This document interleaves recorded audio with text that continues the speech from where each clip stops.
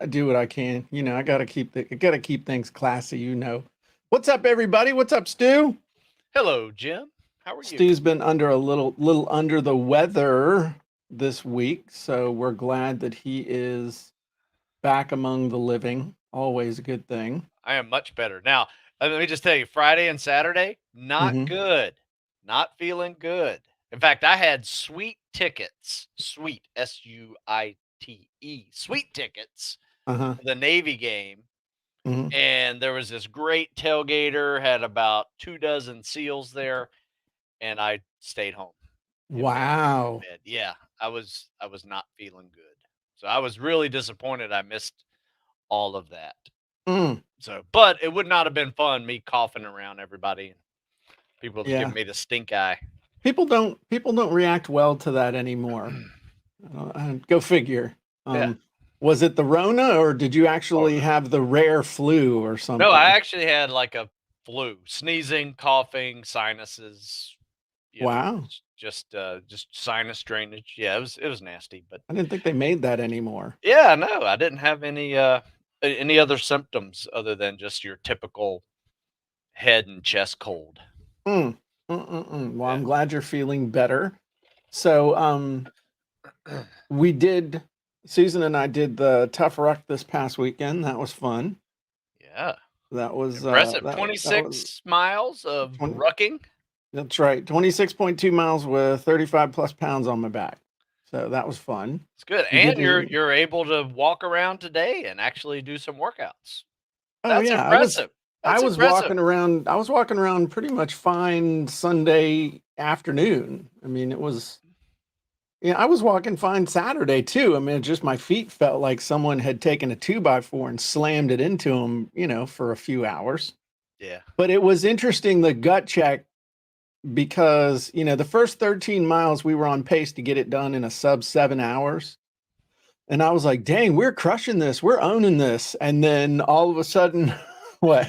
Mile 20 hits like a brick. And then it's like, oh man, miles aren't going as fast now. And then, I need to take a little bit of a break. And then the last 3 miles, and where we are is, right at sea level. And there was the highest tide I can ever remember. And a big storm came in. So literally, dude, the roads that we had been walking on, the tide is coming up over the roads. Hmm. So we couldn't, there was another path, that would have taken us another couple miles. We had to turn around, and then we went to this other road that we had just been on, and it was closed with Damn. water. And I'm not talking like little bit of water. I'm talking water like this deep. You don't want to And drive through it, water. no. And so then it's the last 3 miles are just pouring down rain. So everything's wet. I'd been trying to keep my shoes dry, and everything got wet. So finally Susan was just plowing through every puddle she could find because her feet were on fire, and she's like, oh my God, this water feels amazing. Hmm. But it was kind of it really was a microcosm of life, and a project. You said, hey, it's going to be kind of a gut check. You ready? I'm like, well, I will tell you one of the things. I mean, the longest training walk I did for this was 10 miles, but I was doing it I measured over 50 pounds on my back. So every one of those training rucks was with 50 pounds Hmm. or more, because I had a 45-pound plate, and then I had 3 or 4 liters of water, and then some other stuff in there. So it took it up over 50 pounds. So what happened was I was used to it just sucking really, really hard. And then, so when it was less weight, I was like, oh, this doesn't, it's like I compressed the suck instead of doing it with the game day weight. I did it with a lot more weight, so it made it more sucky. So when it was game day, it was less. But it really was one of those things. When you think about a big project, I wanted to talk with you about this. So we're talking about this, even though you have Yeah. something else planned. It's But similar. there's all this lead up to something. Like if you're going to launch a product, you're going to write an ebook, you're going to create a course, you're going to develop software, you're going to develop a coaching program, whatever it is. There's this pre-lead up stuff where usually you're really comfortable and somebody eggs you on, or somebody says, hey, you ought to write a book, or hey, you're really smart, you ought to do a coaching program, or you see something, and usually you're really comfortable when you do it. You're sitting in front of your computer. It's a nice 72 degrees, either with the heater, you're comfortable. You're like, yeah, I can do that. Yeah. So then you sign up or you commit to doing it. And then you think about it and you think about it and you think about it. And it's like either way off and not worried about it. And then if you've picked a date, which the only way you're ever going to get anything done is to pick a date. So you pick a date, and as the date gets closer and closer, you're like, holy crap, am I ready? Am I ready? And then so you get ready, or hopefully you make sure you're ready. And if you want to make sure you do it, you should make yourself publicly accountable.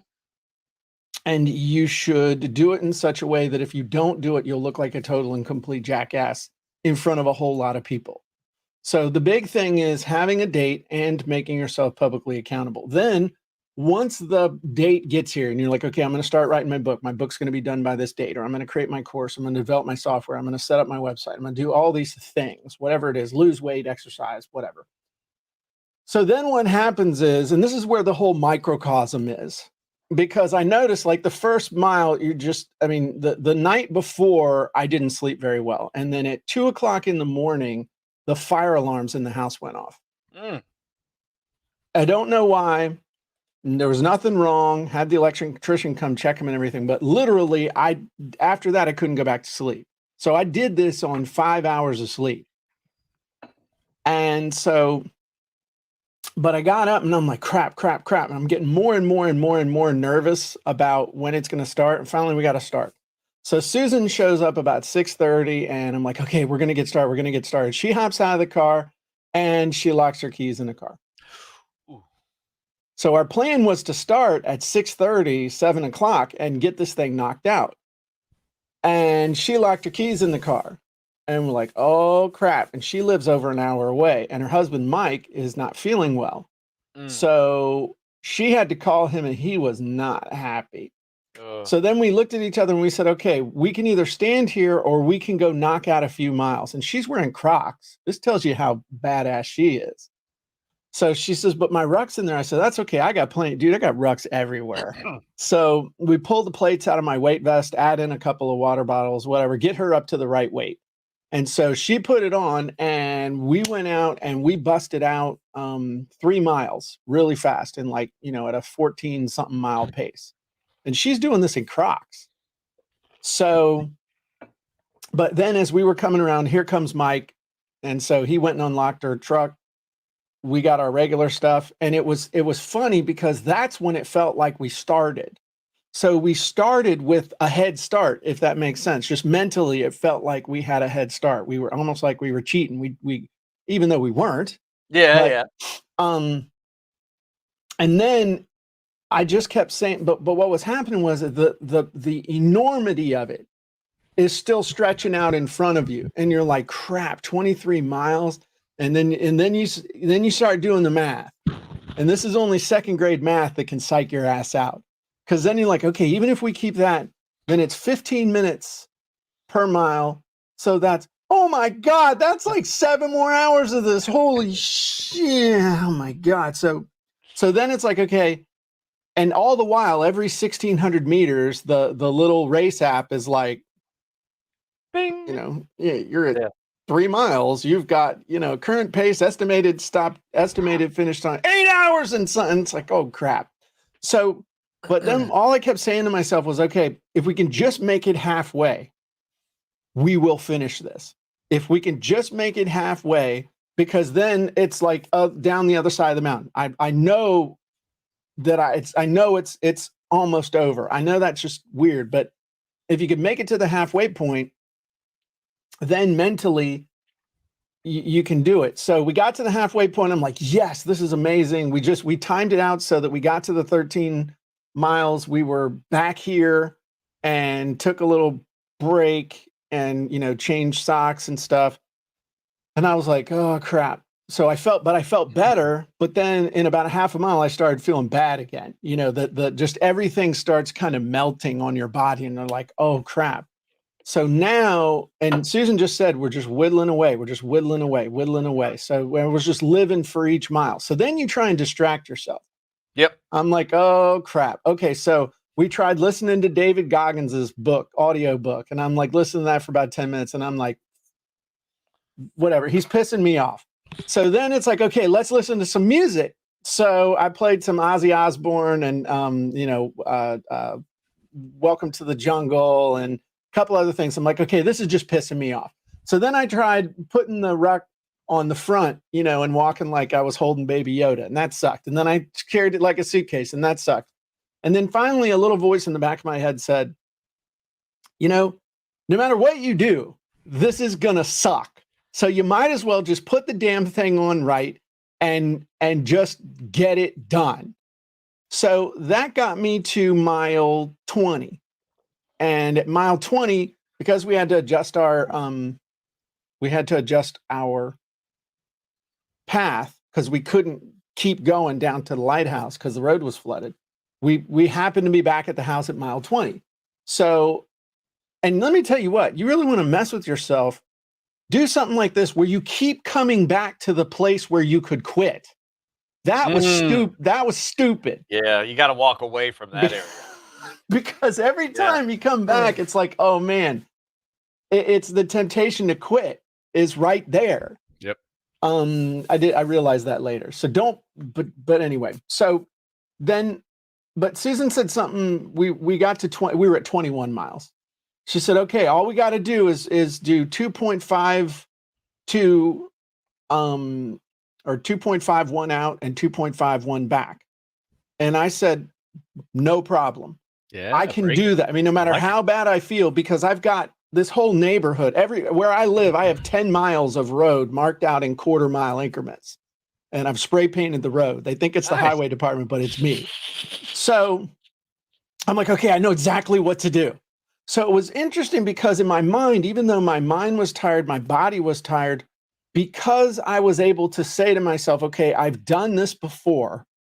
I know and can visualize exactly to the foot where I need to go to turn around. My speed actually picked up because my mind, I was no longer in unknown territory. I could see the finish and I knew how to get there. And I actually, whereas Susan had been dragging me for about 10 miles, you know, she was like 3 feet in front of me. I'm like, I'm sorry, I'm keeping up. Now I was going faster and I had to slow down for her only a couple times though. But it was weird. At one point I was moving as fast as I was at the beginning. But then what happened was, and this is where it became a total and complete gut check. We had 2.5 miles left and the body started literally to fall apart a little bit.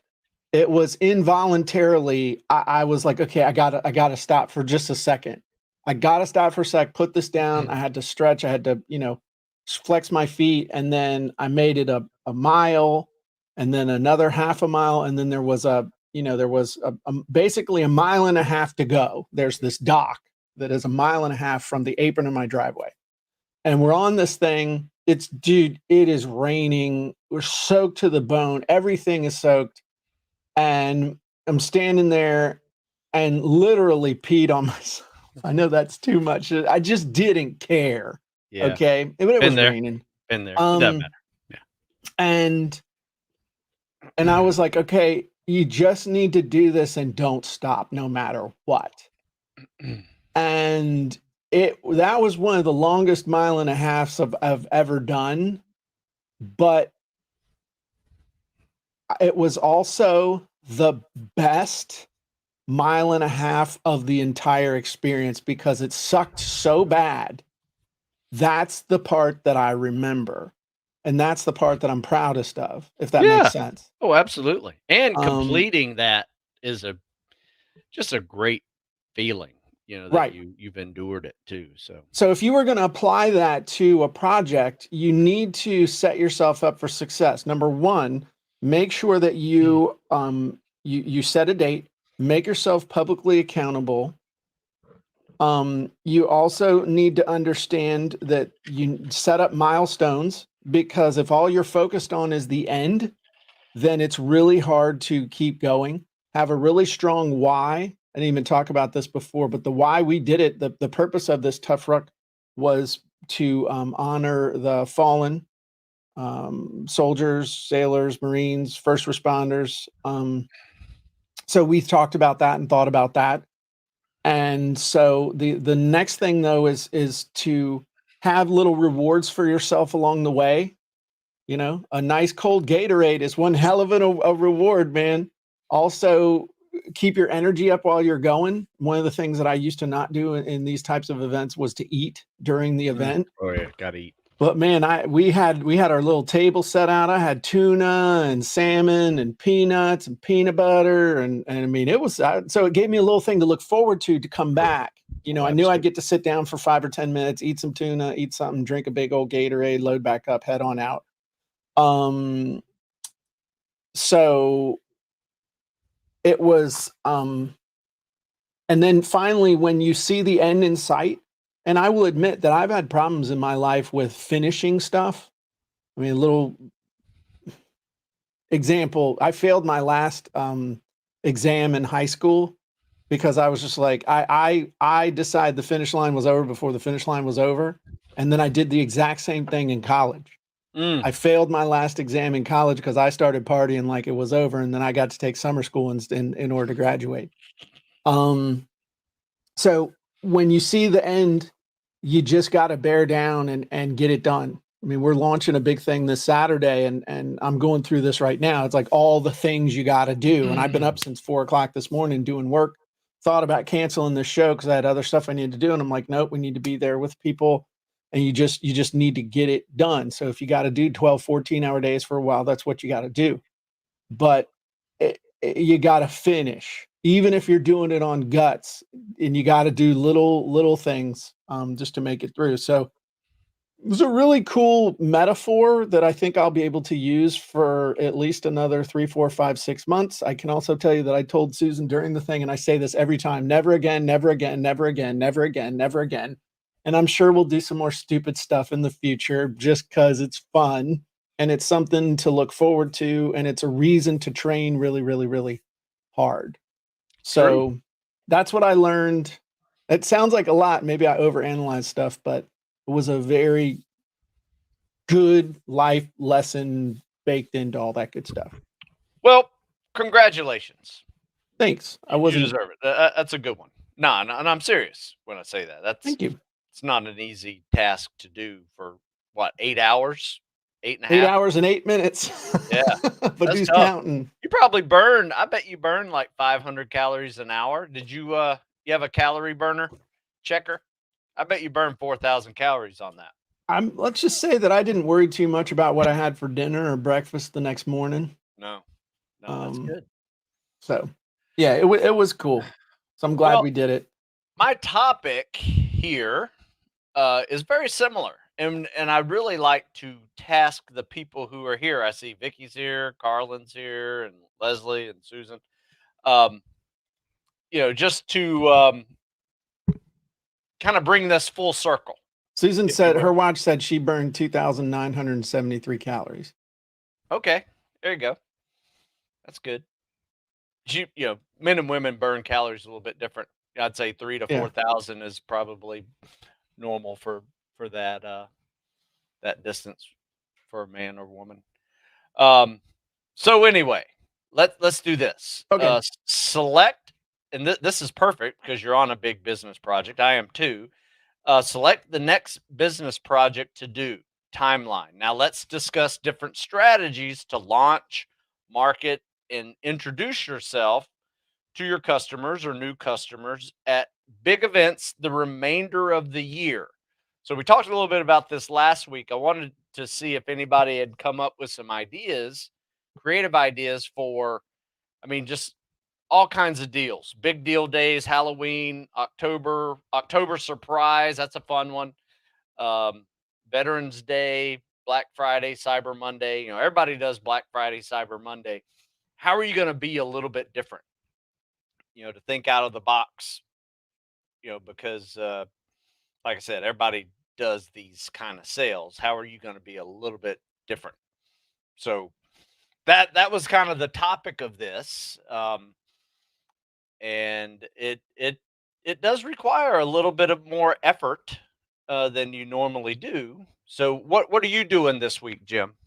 This week or this year? No, well, we'll just say the rest of the year, but this week I know you just mentioned you're launching something on Saturday with the Maxwell folks. Right. How has that affected your normal week? Um, you mean my normal last 3 or 4 months? Well, yeah, Um, so the fine. the biggest thing is planning. This stuff doesn't just happen, like, you don't yank it out of your butt and it just kind of, shows up done. I start out on the whiteboard, or I've done this enough now that I know what has to happen. I have tools and checklists and a team and everybody that we've got this nailed in order to launch product, specifically usually with some sort of an event. So what was going through my mind since we talked last time was thinking about what would happen if we did a live event on Black Friday in conjunction with a sale, because people are home. I mean, more people are home. If you did it before all the football games, of course, the football games start at about 8 in the morning and go till, New Year's Day. True. But if you did something on an event on Black Friday, like a webinar or a live or something like that, I think that would be kind of cool. One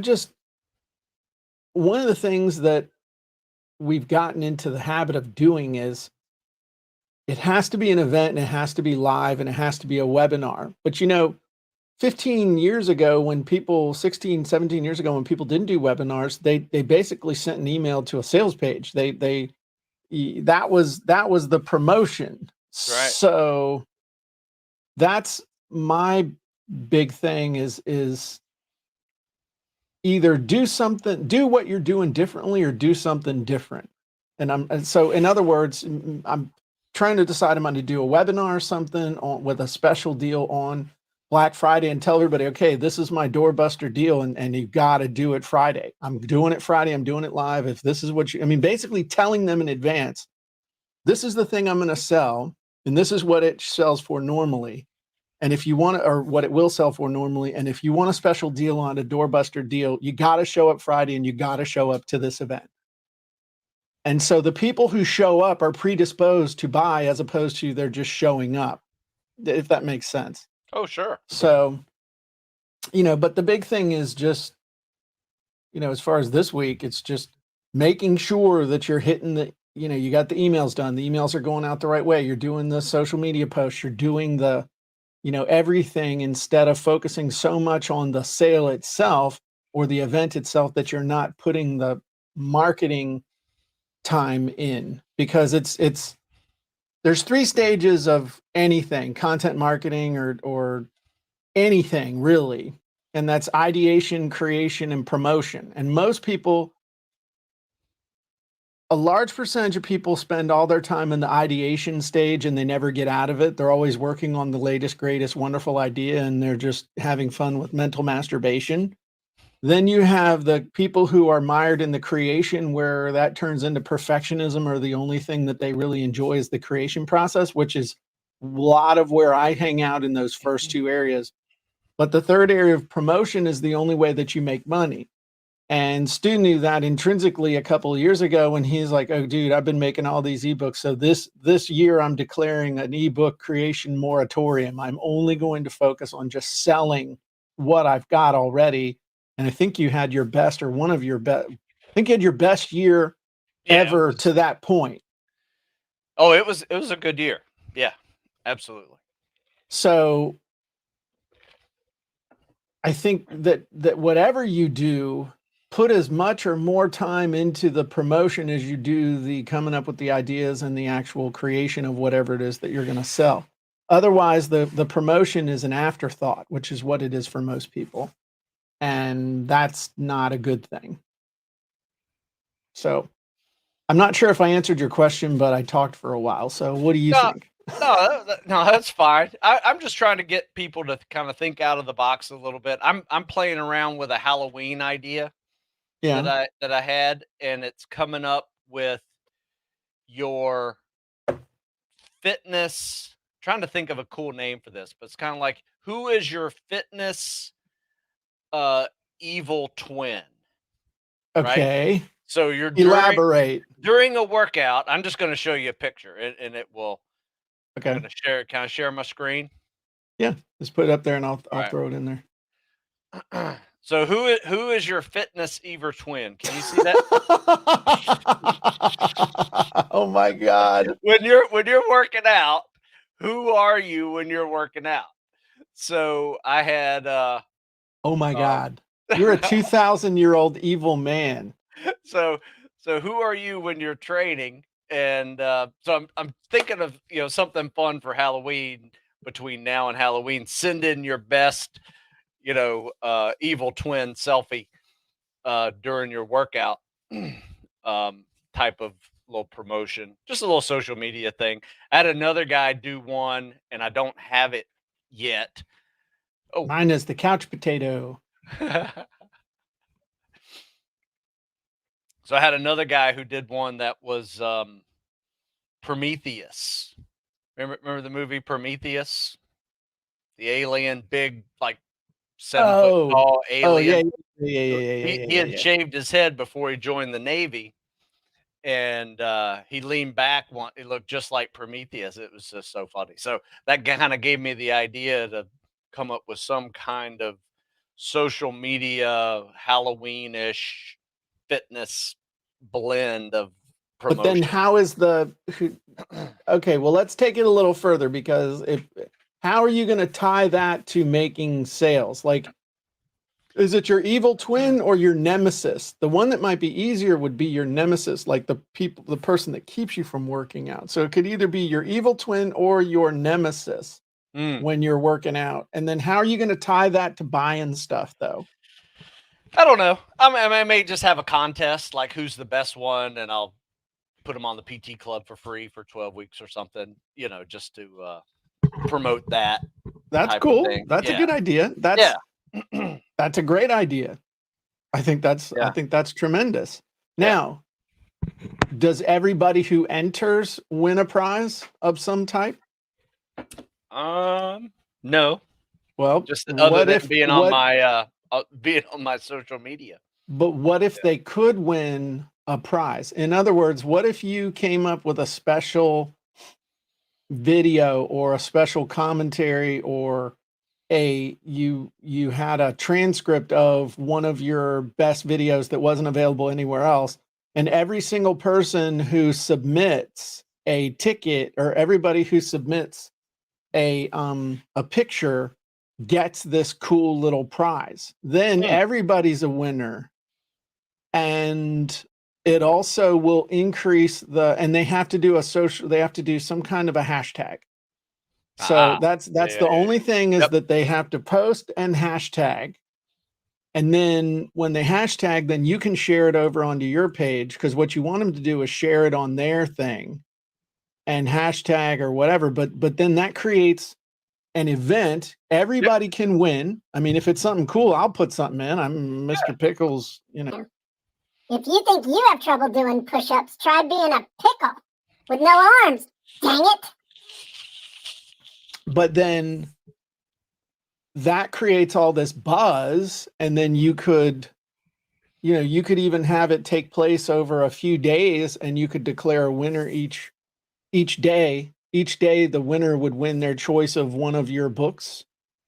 So Yeah. everybody wins the Cracker Jack prize. You pick a winner every single day, and then you pick from the 5 winners that week. You pick the person who gets the PT club. And the cool thing about giving stuff away and you know this from the stage, is that in order to give something away, you have to explain what you're giving away. And Right. in the It's a process commercial. right, but it's not a commercial. In the process of giving it away, you are selling it and getting everybody excited. And by the way, for all of you who didn't win, here's a coupon for you to go and buy this book or any other book this week for 25% off. There you And go. it's scary or something like that. So we've created buzz, we've explained stuff, everybody's won, and you're driving sales. That's the way I would do it if I was Stu Smith and I had a real business. Well, that's what I wanted to bring up. Ideas like this are great for these kind of, I don't know what do you call them? Destination holidays, just holidays. They're just like, here's this day of the year where people just spend money for no reason, right? You're going to buy candy, you're going to buy a costume, you're going to have a party. There's all these little reasons why people are spending money. Why don't they just direct some of that money towards you? Right. Absolutely. So I think that's important to understand. So anyway, I think that's a really cool idea. So I'm trying to think about what kind of a contest or something I could do. And then at the end of the contest, what you should do is make an offer to everybody for the high ticket coaching. Yeah. That's the big thing. You do like a half an hour presentation and really push it. Yep. That's the plan. That's what I would do. That's the plan. I'm just got to think of something for all the remaining holidays of the year. We got Halloween, we have Thanksgiving and Christmas and New Veterans Year's. Day, Black Friday, Cyber Monday, Thanksgiving, Christmas, New Year's. Holy crap, you're going to hit them all, ain't you? I'm going to try. I'm going to come up with something. But okay, let's talk about degrees now real quick then. As far as can you really do a full court press for every single one of those holidays? At least in my mind, it's probably not a good idea. No. And so another thing you could do, like for the Black Friday thing, instead of doing a full court press for that, you say, hey, look, here's the thing. Everybody else is going crazy with the Black Friday. And yeah, it's kind of cool, but we just did my contest and I didn't want to come off as overly salesy or something like that. But I also, for those of you who just love to spend money on Friday, here are some really cool deals. It's like the anti-sale sale. Yeah. And you could get away with that a couple times and then just repeat it on Monday. So that would be one way. What would be some other cool things that you could do for Christmas? I mean, one thing that I've seen people do is like the 12 days of Christmas or whatever the song goes. I forget the 5 lords of leaping or whatever. Hey, you want to see one of my favorites? Sure. Let me show you this one. You guys will like this Photoshop, Jim. Yeah, I love that one. Yeah, that's good. Your daughter did that, right? My daughter hooked me up on that one. Yeah. So I was like, hey, can you put all my book covers on these TVs? Yeah, she did a great job on that. She hooked me up. So that's kind of my Black Friday advertisement whenever we do one. So yeah. I think the January 1st one though,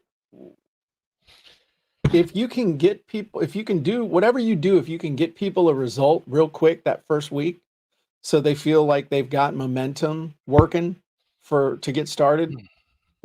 This year at the beginning of the year, I did all the scripts and stuff for when Russell did his 5-day lead challenge, and then they went right into the One Funnel Away challenge, the redo of that. So it was like 4 weeks of challenges, but a lot of people got a lot of momentum. So, I'm really thinking about the first week of the year doing some sort of a challenge, and I don't know if it'll be free. I think it'll be low cost, but I think it'll be paid.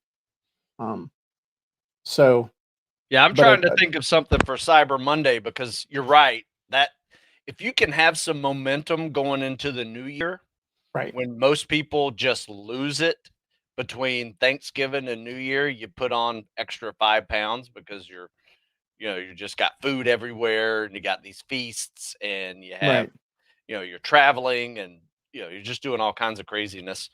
Um, People usually go into New Year's with like, oh man, I got to lose another 10 pounds. You know, so if you cannot lose, if you cannot gain weight during the holidays, you actually have set yourself up on a decent source of momentum going into, new goal setting. But, you know, I think in the fitness world, the New Year's resolution thing is always overdone as well. So I try to find something a little bit different, in that, but it is popular, so it's not something to dismiss either. So I'm probably going to go, with the Halloween, the Black Friday, Cyber Monday combo. I may wind up doing like a special,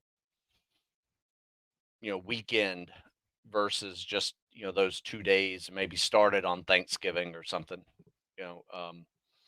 But Yeah. anyway, yeah. I think Anyway, one of the things that you did a few years ago with the PT club was that they basically got December for free oh if they yeah, signed up. You remember that? I thought that yeah, was a real good one. It's like, get a jump start on the new year kind of thing instead yeah, of, and yeah. Your just weeks don't start until January. Yeah, that's right. a good one. Yeah, I forgot about that one. and That's and a great that one, I thought that one was great, but that's the thing of most people wait until January 1 to start building momentum. Let's start building momentum for one.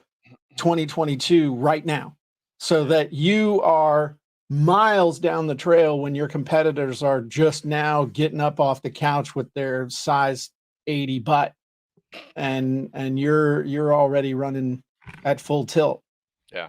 I kind of, I that has always been the way I've done it over the years, except this year after I did that one thing and then I did the other thing and all this other stuff. I took 2 weeks off and basically I was so burnt out, I just sat on the couch for 2 weeks.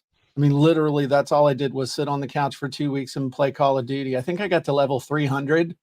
Yeah, you were Um, burned out there. You were it was you bad. were done. Yeah. Yeah, And I don't you want don't want to, to do that. You don't want no, to go that. You don't want to go that bad. Yeah. no. So, but So these are some really good ideas. I yeah, like this. I think the goal is just keep pacing yourself out throughout the holidays, so you're just staying relevant. Between now and the New Year holiday, there's a lot of events where people are just spending money. You Yeah. know, They're because prime for it. yeah, They're like, okay, they've been saving up and they're either going to spend it with you or they're going to spend it with somebody else. And remember, everybody, dreams do come true. there you go. So, and that ain't even a single So wide. All right. Well, that was good. I'm sure we'll talk about this some more, but yeah. let's move on to the podcast, All shall we? right, let's do it. All righty then. I would like to start the podcast with a little bit of music Weird. because I just need something to change my state. 130, 135.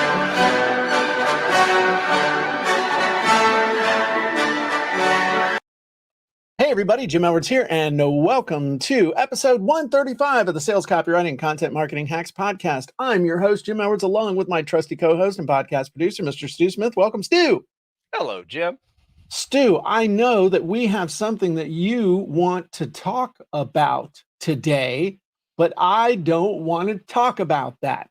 But let's hear about what you want to talk about, and I'll tell you what I want to talk about, and then we can wrestle.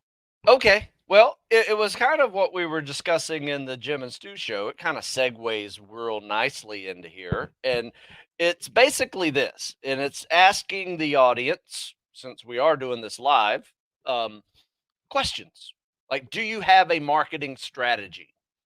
Is your system kind of like the business norm? Whatever you want to call that. Are you out of the box thinker and marketer? Or are you a big spender or no out of pocket money whatsoever? No zero budget for marketing. How do you get the word out about what you do, and how do you stay relevant? That is the big question to everybody. Okay. So I guess we can talk about that. I wanted to talk about something else. I had it's interesting, and I'm gonna fold it into what you're talking about here. So one of the things that you just said, I mean, are you one of those people that, what kind of a marketer are you? But really what it comes down to when we're talking about marketing is you can spend money or you can spend time or you can spend a combination of the two to get the word out about your product. So when I first started out, I had zero money. I mean, I was literally bankrupt and living in a trailer park. And so that really shaped my business practices because I had absolutely no money to buy ads with. So I focused on marketing through relationships.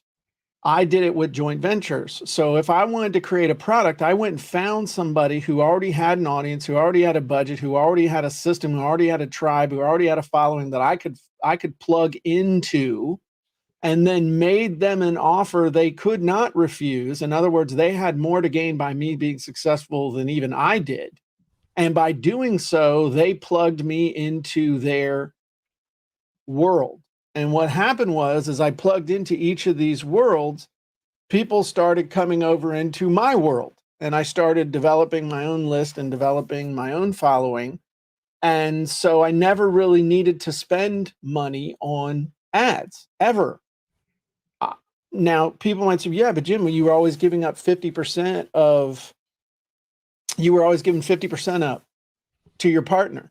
And then you were even giving 50% up on the front end with affiliates. So in the end, you might sell $100 product and you ended up with, like, after credit card fees, like $20. Well, let me ask you a question. You ever run ads? Yeah. How many of you have ever run ads where you were happy to make about a 10% after all the ad spend and cost of goods sold and all that other stuff? So for most part, I got paid to acquire a customer instead of losing money to acquire a customer. And then after that, every dollar I made off of that customer was gravy for the rest of my life. So my whole thought process on this is that you're going to spend money or you're going to spend time or you're going to spend a combination of the two. So which one will give you the biggest bang for your buck? Running an ad on Facebook or developing a relationship with somebody who has a list of 10, 15, 20,000 of your perfect customers whom you can create a product with, and they promote it to their list and you make a nice chunk, and all of a sudden a whole bunch of people know exactly who you are. So and then people say, well, which one should I do? And my answer is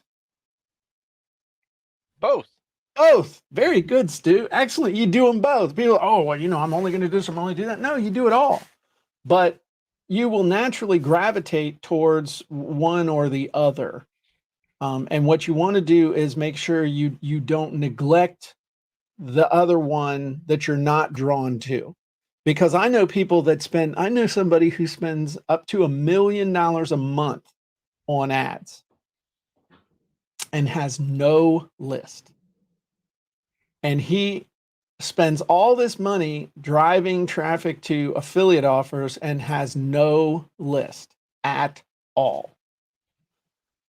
And to me, that's a huge mistake, because even if he had just gotten 10% of the people that he had driven this traffic to over the years to sign up to a list, then everything is gravy. Everything is gravy after that.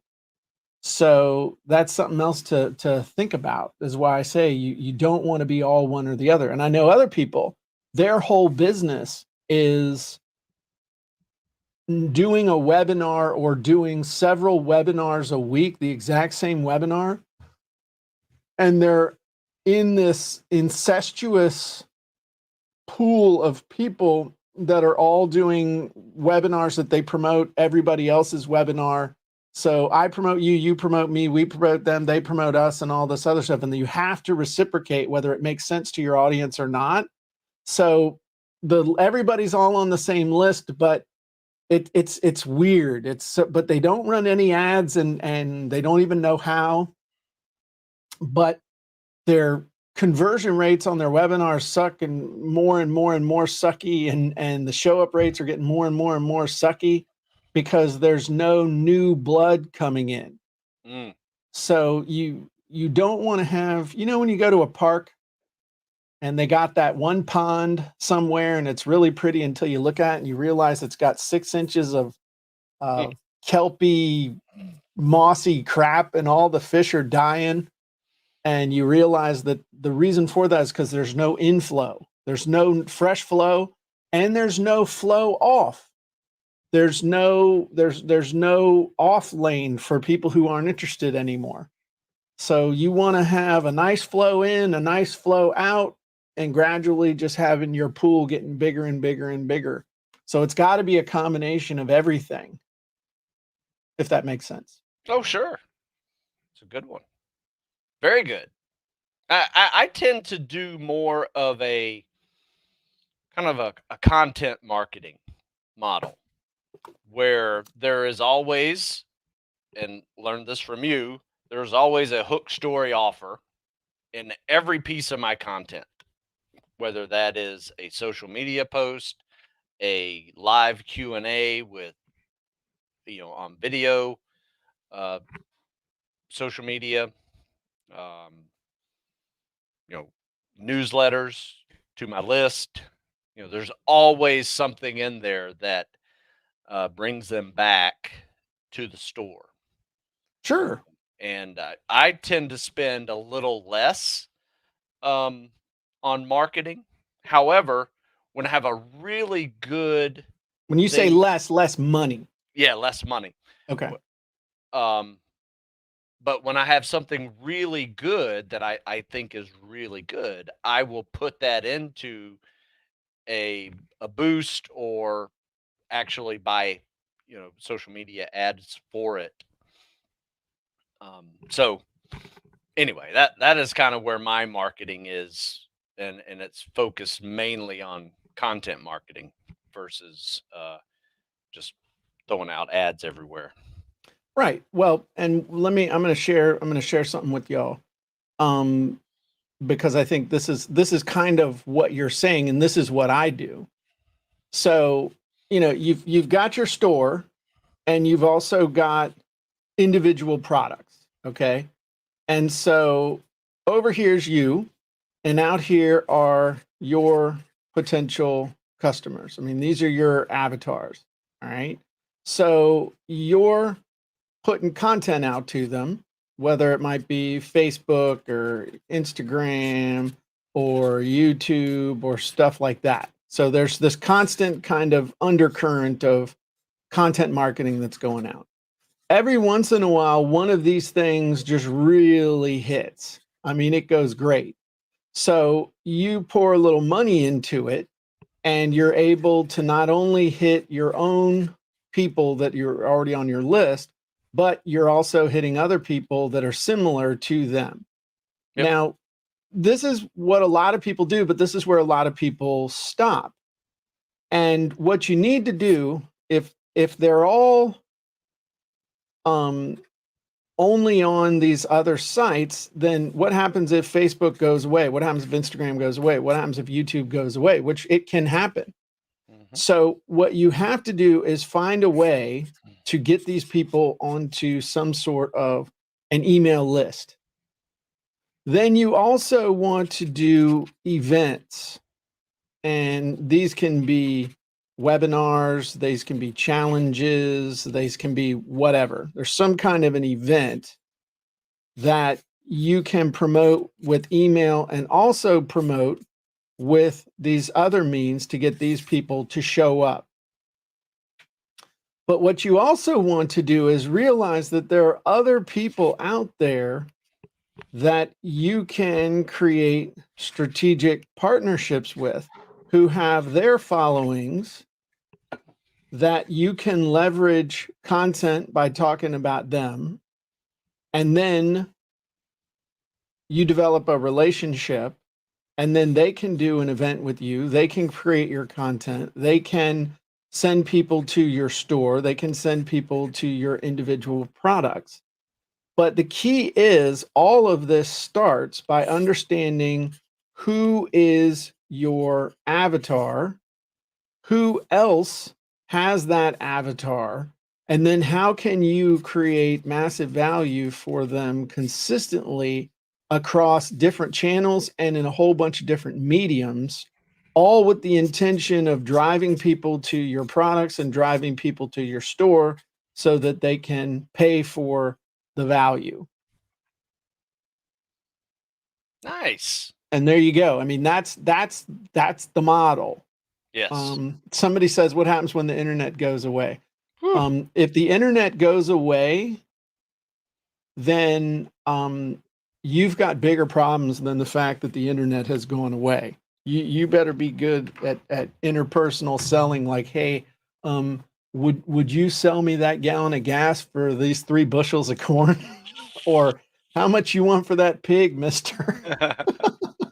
So yeah, the internet ain't going anywhere. But as we've seen, I mean, I got thrown in Facebook jail 3 times through no fault of my own. It was a technical issue that I figured out. It was something relatively simple, with switching from Verizon to my home network in the middle of a video was what Yeah. triggered something. There was no recourse. There was no human. There was nobody to appeal Nope. to. So you have to be ready. But then, like the other day when Facebook went out for 6, 8, 10 hours, however long it was, I didn't even know. And frankly didn't care, and hoped that it came back up, but I didn't register with me one bit. Yeah, it didn't bother me either. And so the point though is that when you kind of see it as that holistic thing, you can see, okay, where am I putting in all my effort, but where should I be focusing other effort? And if you're not focused on using social media to build relationships with other influencers, you're really making a mistake, because that's probably the most valuable thing you can do besides building up your tribe, because you don't own the tribe. Facebook owns your followers on Facebook. Instagram owns your followers on Instagram. TikTok owns your followers on TikTok. They own them. You don't. Mm-hmm. They shut down your account. You can never talk to those people again. So that's something to keep in mind as well. The only thing you can own is an email list. And then the most profitable thing that you can do is develop a relationship with the people on that email list. The size of your list doesn't matter. What matters is the quality of the relationship that you have with the people. So that when you do see, and I want you to watch this, Stu. Watch how I bring this all the way back to what we're talking about. I love it. So that when you do a sale on Cyber Monday or Thanksgiving or Christmas or Memorial Day or Veterans Day or January 1st, people are waiting for you to make them an offer. They're hanging on to their money until they hear from you. You have such a strong relationship with them that when somebody does an affiliate contest, people contact you and say, hey, so-and-so is doing an affiliate contest. Are you selling that as an affiliate? Because I would like to buy through you. Mm. That's when you know you have a really good relationship with your list. And that's why I hear them saying things like, well, Jim, you're giving away too much for free. Hey, Jim, you're making it hard on the rest of us. Hey, Jim. Hey, Jim. Hey, Jim. Hey, Jim. Hey, Jim. And what I see it as is I'm putting in golden nickels into the bank account of life. And so when it's time to make a withdrawal, it's not like I'm treating it like a slot machine. It's a bank account. I know that I've put in so much value that when I ask for value in return, people willingly and eagerly give it. I'm not sure if that answered your question, but that's kind of what I wanted to talk about today. So I weaved it back in with what we were talking about. You like that jujitsu? I like that. No, that was really good. I mean, there's so many ways to do it. And the thing that I try to do and try to help people do as well is try to diversify those options.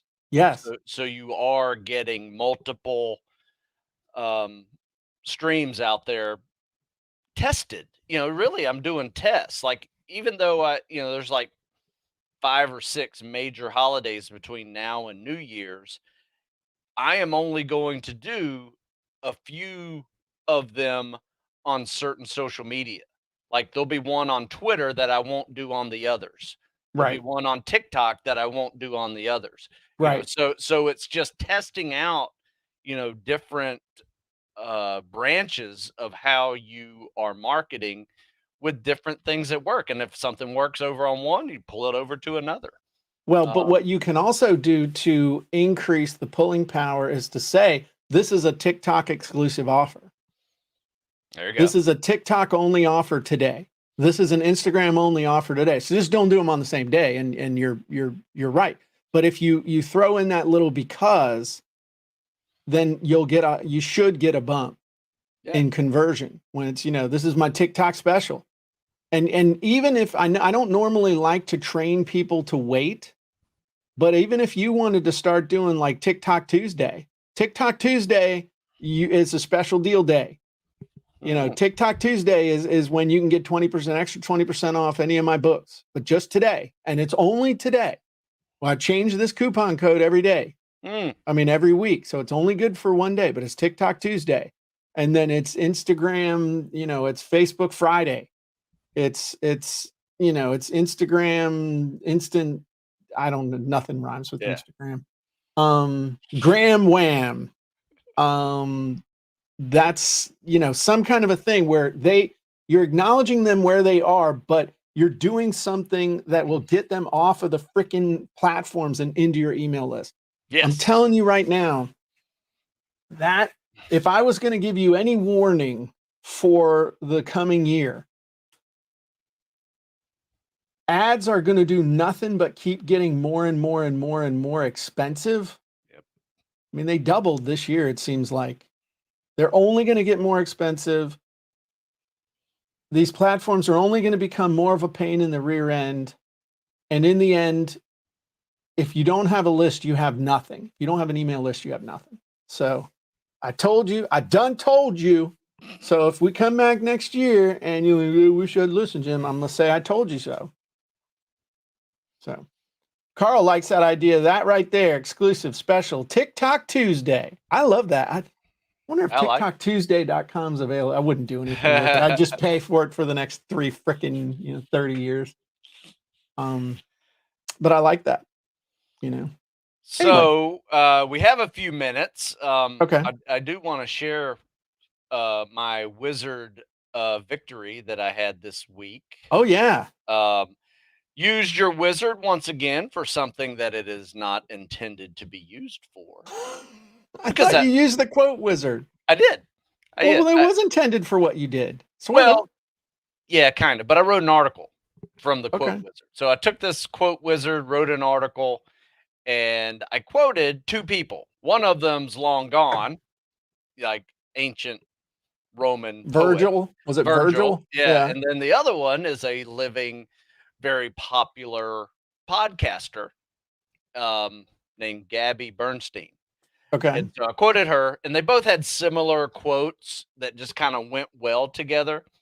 And, so I actually I sent an email to the producer of Gabby's podcast with that article in it to say, hey, I really like what Gabby's putting out there. Quoted her in one of my articles and shared it. Just wanted to let you know. So I put it up on her radar because my secondary goal, not only to do some content marketing with a fun quote that explains, just kind of a passion and, you can apply to your passion to whatever in life. But it was also to get on her very popular podcast. So it almost kind of created a good guy script to say, hey, I like what you're putting out. Here I am. let me know. Let me know if you want to do some podcast work. So my second email to her is just say, hey, I just noticed you guys have a really popular podcast. If you need guests, so I'm going to invite myself on her podcast. Or Did you ever hear? I might invite her on mine as I well. would invite her on your podcast first. Yeah. That's the way I would do it. Give to get. Yeah. Invite them to come and be interviewed by you. Yep. To your audience. So just an idea to use the quote wizard to quote somebody that you want to maybe do business with in the future somehow, right? That is a level up from what your audience, or maybe it will help expand your audience even further. Just some ideas. So absolutely, yeah, I it's thought a that way was to kind of curry favor. Yeah. So I got a few more quotes in the hopper for doing exactly that again to other big podcasters. Okay. Awesome. Well, let me know how it goes. Yeah. There you go. All right. Well, that's all I got for today, but I thought that was good stuff. And Carlin says relationship building with the quote wizard. Yeah. That's actually a something that we could talk about in the future. There's all kinds of stuff that you can do. I get emails all the time from people who are trying to get me to be on their, well, they're not trying to get me on their podcast. They're trying to be on my podcast. And my response is non-existent because I know that they've never watched the podcast. They've never listened to the podcast because they know that we very rarely have guests. And when we do have guests, it's for a very specific purpose. So if you wanted to get on our podcast, go fulfill that purpose and we will have you on here in a hot minute. Yeah. But, not just cause. So there you go. All right. Well, we appreciate y'all. Have a great day. Mr. Pickles was kind of quiet, but there you go. Maybe next time he'll be revved up. There you go. Mm-hmm. Oh, thank you, Craig. Craig says beard looking phenomenal, Jim. Yeah, this is just what happens when you don't shave. So if you'd like an epic beard, don't shave. That's what my sister-in-law does. Damn. She'll never see it. On that note, everybody have a great day, and we'll see you next time. Bye-bye, everybody.